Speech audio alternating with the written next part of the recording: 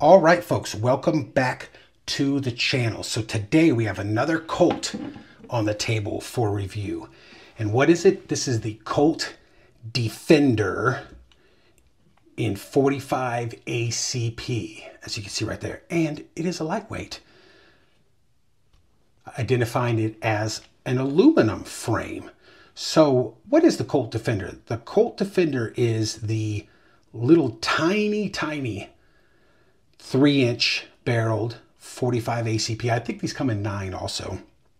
Carry option from Colt. And just to give you an idea of what the size difference is, here is my Colt Combat Commander. So as you can see, they are shorter in, let's see here. Oh, how are we going to get that in there? Shorter in the barrel. Right there. Shorter in the grip. You lose 1 round in the grip. But other than that, yeah, it's just a, I guess, a micro. Probably classified as a micro. 1911, geared towards concealed carry, obviously. This one happens to be in stainless steel and again in aluminum because it is the lightweight. It has a bushingless bull barrel. So the end of the barrel acts like the bushing with the slide when it locks up. Does come with one 7-round magazine, which is crazy because I'm thinking, oh, it's just because it's so small, you know, the standard guns hold 7. You can get an 8-round mag with them, but 7. This one must hold 6. No, this one holds 7 in the magazine plus 1 in the gun. So you get 8 rounds of 45 ACP in this little guy. Has carry cuts on the front, which I think are very cool. I dig how they did bevel that corner off so it's not like a sharp corner. This has the cherry and black G10 Colt branded grips that are thin, which is very cool because here is, again, let me bring the Combat Commander in. You see these have the standard thick grips. These have the thin grips, so it makes the profile even thinner on this bad boy. Novak front and rear, and they are the white 3-dot sights. There's your sight picture. Guys, if you're familiar with my channel, you know I have a lot of QC issues with Colt. But this one, much like my Combat Commander, I can't find anything wrong with it, guys. It's fantastic. It really is. No QC issues, no scratches, finish blems, none of that stuff. It does have the standard thing I hit Colt on. Only comes with 1 mag, and it does have plastic mainspring housing. However, I must caveat that it's not just Colt that does that. Kimber and Springfield Armory are guilty of those cost-cutting measures too. So that's kind of a bummer. This one does have the black aluminum trigger, just the standard controls here. Grip safety, not that rattly. It's not bad. Thumb safety, very positive. I did put the Wilson Combat plunger tube spring in here. It was, when the one that came from the factory, it was perfectly acceptable and good, but I like them super positive. I mean, listen to off, on is fantastic. Again, this does have the, as I mentioned, the bull barrel, but the reverse recoil spring plug in there to accommodate for the as you can see, the 2, I guess it's like a 2-tiered kind of recoil system, much like a modern Glock's XDs have that kind of stuff. It says Colt Defender on it, which is not lasered. It is roll stamped, it looks like, along with the pony on the back there. Very cool. On this side says lightweight. Again, it looks like it's roll stamped, not lasered. It has the wider, pretty sharp, not sharp like it's going to cut you, but very positive, sharp, angled slide serrations in the angle of the grip. Yeah, man, if this thing is reliable, we're going to take it out to the range, obviously, because that's how we do here for the live fire portion of this review. If this thing is reliable and accurate, this is a home run for Colt. I dig this. Now, I will say these little models, the 1911 was designed as a full-size 5-inch government model, a full-size handgun. So when they start shortening the barrel and the slide and all that other kind of stuff, typically you run into problems with reliability. So I hope we don't have that with this one, but you never know. You have to really be on your game to make these little tiny ones reliable. So let's do some of the checks I always do. Push down on here to check. Oh, wait, before I do that, it does have the lower flared and relieved ejection port right there. So now let's do the push down, absolutely no movement. Thumb safety, again, I put the Wilson Combat in there, very positive. There is just a tiny bit of downplay, but it bounces back, so that's perfectly acceptable. I like them with absolutely zero play, but that's perfectly acceptable. Does the safety work? Yes. Okay, does it fire when it's off? Yes. Grip safety, does it work? Yes. Does it fire when it's off? Yes. How much engagement do we have on the grip safety? Pressing the trigger, push, probably 50%, 50-60%. So that's not too bad. That's how much 50 to 60% you have to press down before it's engaged enough to have the pistol fire. Again, press up on the hammer to see if it falls. That means there's poor hammer hook sear engagement. How much side-to-side play? Just ever so slightly, just a little bit. Trigger, how much? There's the take-up. And the brake, it's probably, if I had to guess, probably around 5 pounds. Now, let me show you another thing. This is because it's geared towards concealed carry. I think Colt likes to put their Series 80 on their concealed carry guns. So this is a Series 80. So as you can see, let me zoom in here. There's the firing pin block right there. So firing pin block, if you don't know how that works on a Colt, when you pull the trigger, it lifts up a lever that presses that block that allows the hammer to strike the firing pin and the firing pin to go forward. So basically it's just a drop safety. If you were to drop this, the firing pin cannot move forward and hit the primer and set the cartridge off. So let's get a weight on this little guy. And then we'll get the trigger pull gauge, and then we'll go out and we'll see how it shoots. All right. 24.21 ounces, and with the factory supplied 7-round magazine, 26.34 ounces. So that's not bad at all. That's pretty light for that gun. Now, trigger pull gauge. Let's see what we can get on the trigger pull. Now, I guessed around 5. Let's see if I was right or wrong. All right. Let's see here. 476. All right. Second one. 644. I think I felt myself overpull that one. Let's try another one. 560. And we'll try one more because I think that 644 I really did overpull.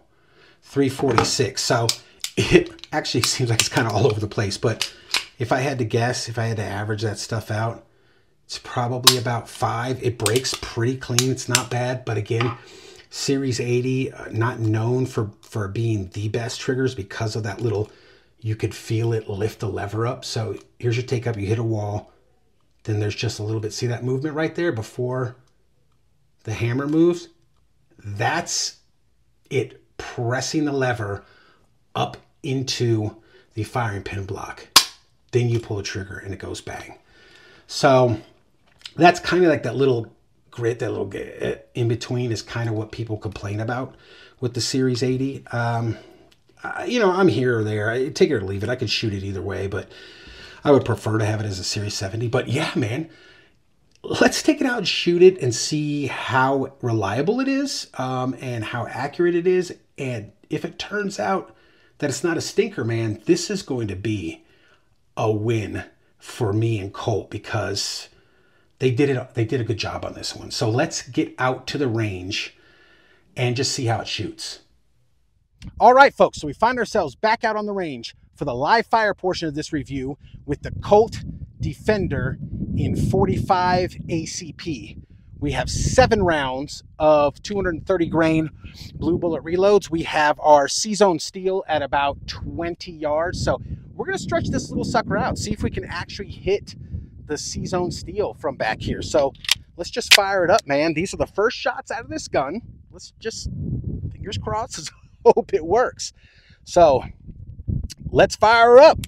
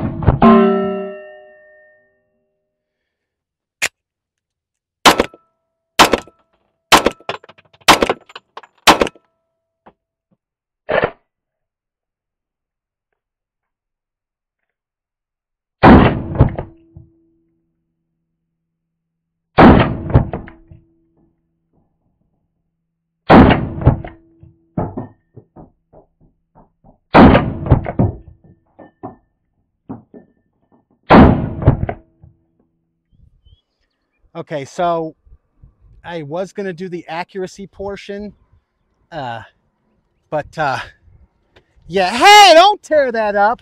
See, that's Josie Wales. That's his name. He's an outlaw. You bastard. So as soon as I can get them moved, I'll go ahead and we'll do the accuracy portion. Good Lord. All right, folks, finally the accuracy portion of this review. So we're going to do this one a little bit different also. So I have 3 rounds of the 230 grain blue bullet reloads, followed by 3 rounds of that same Hornady 185 grain FTX, XTP, whatever it was. I forget because the cows threw me off. We have the Colt Defender. We go back 7 yards. I'm going to fire the reloads at the bottom one. They're going to be the first, and then I'm going to fire the hollow points at the top one. So let's just see how it shoots.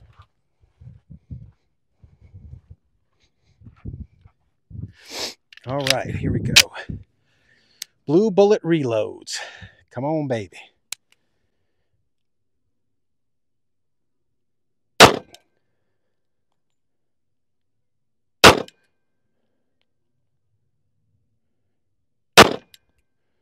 All right, now the Hornady. Whoa, big difference.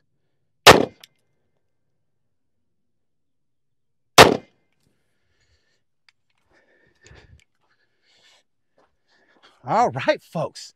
So as you can see, it likes those reloads. It still is shooting a little low for me. I put the white dot right on there. I'd like it to shoot a little bit higher. The way I do it is I like to cut the center of the target in half and have the bullets hit right there. But as you can see with the right ammunition, boy, it could group. This, now this stuff, last time I chronoed it was about 825. So that's going about standard 230 grain ball, but it is with a lead coated projectile. And if you know anything about, just real quick here, about those projectiles lead, and they tend to be more accurate than copper jacketed ammunition because it can really bite down on that rifling, and they tend to be a little bit oversized. And there was a lot more recoil, especially out of this little gun with the Hornady, but that is absolutely acceptable defensive accuracy at 7 yards. So let's go back and get the final thoughts. So final thoughts on the Colt Defender in 45 ACP. I'm pleasantly surprised. Actually, I think it's fantastic. Way to go, Colt. That's number 2. Number 2, this one and my Combat Commander. I think there's, oh, look at that cool, I don't know if it's picking up star pattern of blue bullet residue on the end of the barrel. It's kind of cool. Yeah, no complaints about this one. As discussed in the tabletop, no finish issues, no control issues, just the standard complaints that now I can't only hit Colt on it, man. It's at least Kimber and Springfield Armory. I don't know. I don't have any experience with any of the other ones as of yet, but at least now I have to hit Kimber and Springfield Armory too. One magazine, you're giving one magazine with your pistols, and a lot of them come with, again, plastic mainspring housing. What is that? So I didn't have high hopes for this pistol just by the nature of it being a shorty. They tend to have a lot more reliability issues because the gun was designed as a full-size 5-inch. And when you go mucking with barrel lengths and overall size and stuff, you really got to have your shit wired tight to get them to work. And so far, this one is great. Now, we only did about 50 rounds with, what was that, maybe 7, 8 rounds, like basically a magazine of the defensive ammo, and it ran flawless. Everything out here is run great so far. No hangups, no hiccups, strips all the ammo off. Again, I dig the fact that it is aluminum framed. It is a lightweight, as discussed, and the thin grips are awesome. Man, I got no complaints about this one. This and my Combat Commander are perfect, and my Delta Elite's almost perfect. Just those 2 little spots in the finish, which, again, I'll hit it up with when I get around to it. I'll hit it up with one of those green scratch pads. Those things will disappear right away. But I shouldn't have to do that. But this one, this is fantastic, guys. So thanks for watching. We will see you next time.